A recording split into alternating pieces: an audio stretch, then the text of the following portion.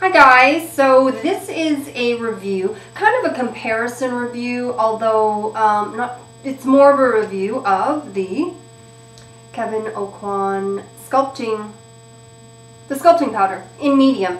I'm going to do a little bit with the limited edition Chanel Notorious, but obviously because it was limited edition, I don't know if you can get it now or if they have decided to put this as part of the regular collection or not, so I won't harp too much on this, but I know a lot of people were asking the difference between the two. So anyways, let's start off with the Kevyn Aucoin. So this is in the shade medium. I don't even know why they put medium because I've never seen another shade ever. Like I've never seen a light and I've never seen a dark.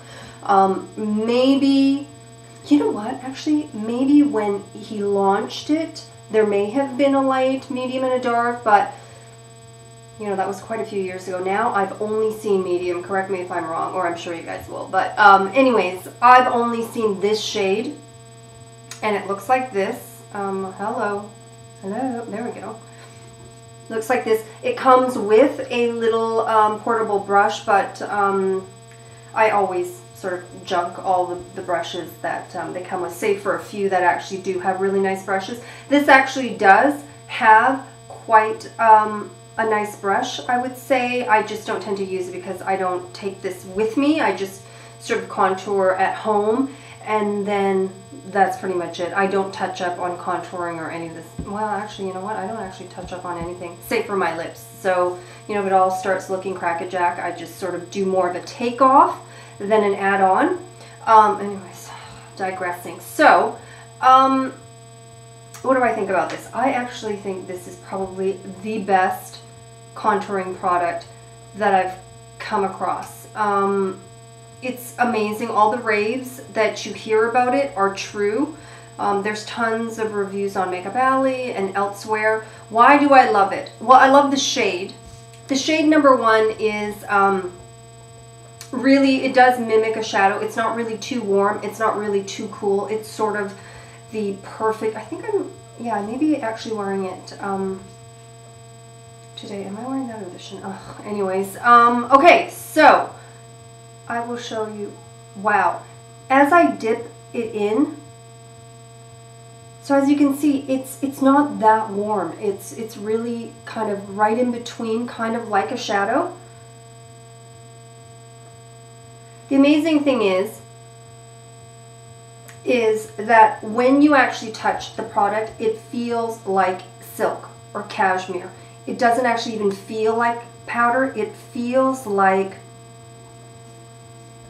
it actually feels like a cream, funny enough. It feels really buttery. That's what it is. It feels like sticking, if you were to rub, not to do this, but if you were to rub your finger along butter, you know, not super liquidy butter, but like a good sort of solid chunk of butter, that's what this feels like. It feels that smooth, that creamy, that gorgeous. And I think the reason why is that even though it is in a compact, when you dip your brush, you'll see that it almost sort of, where the brush hit, it almost turns it into a loose powder. That's how sort of loose it is, yet sort of in a solid form, if that makes sense. I know some of my analogies are just like right off of left field, but you'll see it. If you've ever dipped your brush, you see a lot of sort of looseness, and then I just sort of roll my brush to catch those loose little bits, and then of course shake it off and then contour.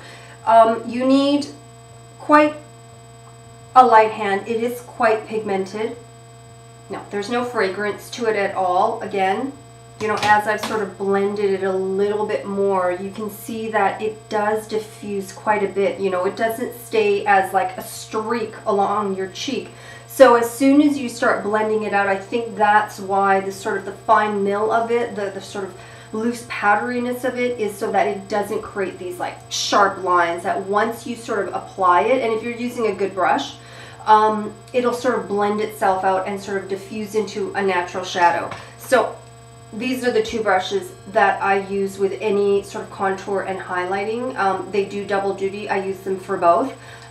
This obviously, with its sort of pointed, it's a Hakuhodo brush, goes right in there, but I also use it for highlight, not at the same time obviously. And I can't tell you what number brush this is because, as you know, Hakuhodo, except for the S series, don't really label their brushes, but I am going to be doing a review of this today. So I'll finally have that up. The other one is a botte brush, and they're very, very small. The heads of them are quite small. That's why I like it. I don't like having like a wide streak. I like going right underneath the cheekbone. If I go right under there, and I don't really like for it to like move down here or move up, so I need sort of a very directional, precise sort of, and as you can see, that fits right in there. So those are the two brushes. Now, it is 6.5 grams, and I think I had to get this online. There's not really that many places that actually carry it in store. I think it was around $50, $40 to the $50 range, but this will last you forever. I've had this for, you know, quite like 8 months, something, 6 months, 8 months, I don't know, time just poof. But, you know, I barely sort of made a dent. As you can see, there's like a little thing because you just need so very little. Onto the Chanel Notorious. Now, ooh, ding dong.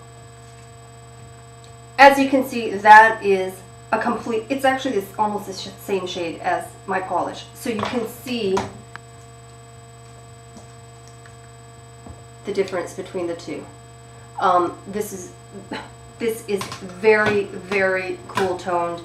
It's a gray, basically. Do I like it? I actually do really like it, but here's the thing. This I use all year round. I could use it when I'm pale, I can use it when I'm tanned, I've got a little bit of color right now. Whenever, you know, every day out of the year I can use this. This I find I will only use when I'm really, really quite pale. I don't know what it is. It doesn't look natural to me when I've got some color, because that can pull a little bit warmer if you're warmer, and it can pull a little bit cooler when I'm pale. This is just cool tone, so it kind of, you know, some people love that sort of contrast of using cool and warm together. I don't know, it kind of looks funky on me. I will say though that I use this on my eyes a lot more. I've used it when I've sort of been tanned to contour right into the socket line. It's really, really beautiful there. But this is definitely much more natural looking. This, it does mimic a shadow for sure, depending on your skin tone, obviously, but you have to be careful with it.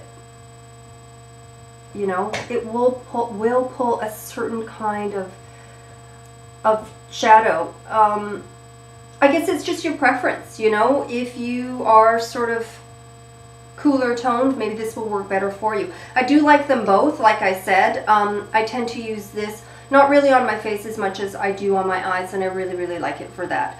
But considering that the review is really more about this, I think that this is a phenomenal product. I think if you are looking for a powder contour, because honestly, if I'm going to go through the rigmarole of really doing a full contour, I do it the Scott Barnes way. I think I've done a video about it or speaking about it where I do it before foundation, and I use cream products. So I think I use the Ben Nye cream foundation concealer palette, and then I put that, you know, nose here, a little bit on the chin because I've got a bit of a protruding chin. You know, anywhere that I need it, I do that before I put on foundation and then blend it all the way through. So if I'm going to do it, I kind of do it that way. With this, I truly only use it for my cheekbones. I don't really use it for my nose. I mean, I have used it definitely just to sort of buff out the contours of my crease. So they're two totally different things. I would do this way more on a daily basis. That other technique is literally when I have to be freaking flawless and fully, you know, fully made up, which I don't tend to do.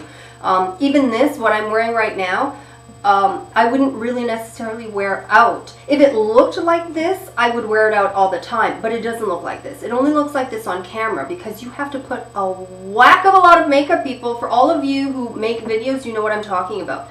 You know, you put a little bit of blush on and be like, oh, that's nice, and then you go on camera and you look completely washed out. So I literally have to put on clown makeup. Like, if you saw this in real life, this is like, you know, it's 28 degrees out and it's like, whew. The only thing I will say is I'm not wearing foundation.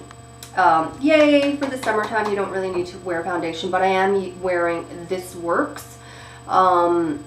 That's the company name. This work, the Skin Perfector, whatever the hell. I've talked about it many times, and I'll probably be speaking about it again. But that's all I've got on, which is basically a tinted skincare product, just to even out a little bit. But you know, I have two. I picked up my face a little bit today, so there. And then I've got my hyperpigmentations. Ugh. Anyways, okay.